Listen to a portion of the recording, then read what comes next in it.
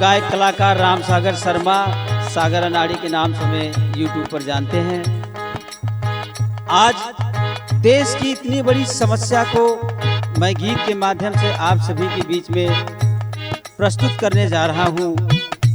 सबसे बड़ी समस्या किसानों की है और उसी समस्या को हम आप सभी के बीच में प्रस्तुत कर रहे हैं। उसमें जो भी त्रुटियां होंगी आप सभी लोग माफ़ करिएगा और मेरे गाने को लाइक कमेंट जरूर करिएगा। So please, thank you. खेतवा धान के चरी चरी सड़वा कुल मोटाई गईले और मोदी जी क्या कहते हैं, अरे अच्छा दिन आई गईले हो। खेतवा धान के चरी चरी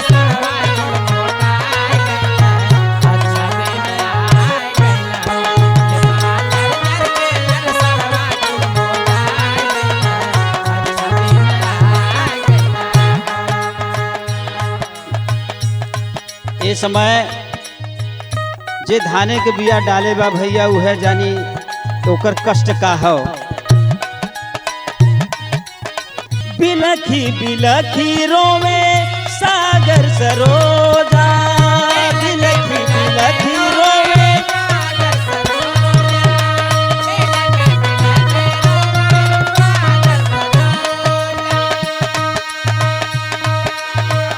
कैसे लागी धान आसो पीटे करे जा, कैसे लागी धान आसो पीटे करे जा, कैसे लागी धान आसो पीटे करे जा।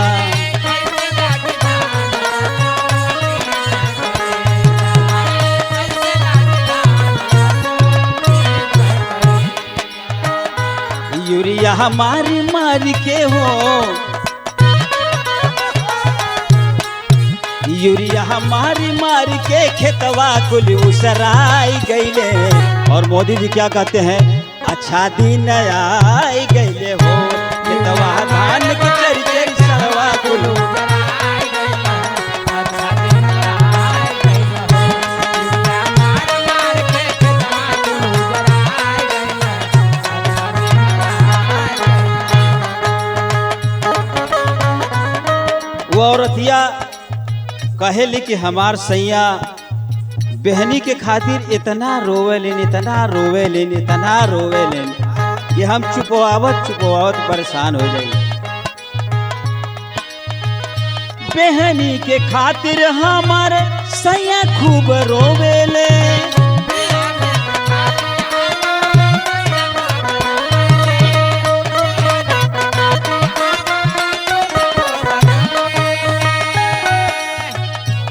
खाए के ने वाला नहीं भूखे पेटे सोवेले।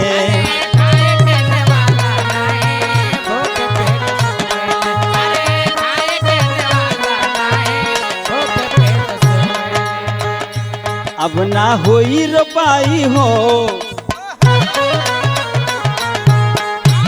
अब ना होई रोपाई बेहन कुल खुटियाई गईले और मोदी जी क्या कहते हैं, अरे अच्छा दिन आई गईले हो। खेतवा धान के चरी चरी सड़वा कुल मोटाई गईले, अच्छा दिन आई गईले हो। अब ना होई रोपाई खेतवा कुल खुटियाई गईले, अच्छा दिन आई गईले। भैया ये समय देश के सारे किसान वॉचमैन बन गए हैं। सारी रात करीवा ललका उजरका पियरका सणवन के खेदत खेदत खेदत खेदत गुठुआ फोड़ लेते हैं, गिट्टी धंस जाता। पचगोड़वा संगे चलत हूँ। हाँ, रात भर करे ड्यूटी जैसे वॉचमैन हो, रात भर करे ड्यूटी जैसे वॉचमैन हो, रात भर करे ड्यूटी जैसे वॉचमैन हो। दिन में बेगारी करें मिले नहीं चैन हो।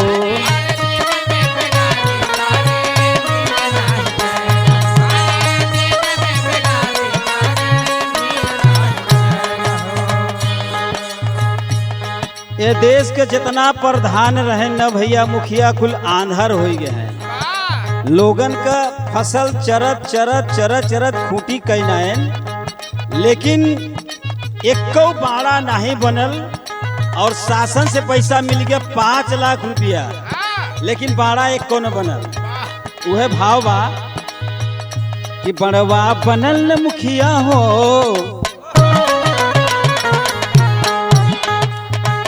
कि बड़वा बनल न मुखिया, पैसा कुली खाई गईले। और मोदी जी क्या कहते हैं, मोदी जी क्या कहते हैं कि अच्छा दिन आई गईले हो, खेतवा धान के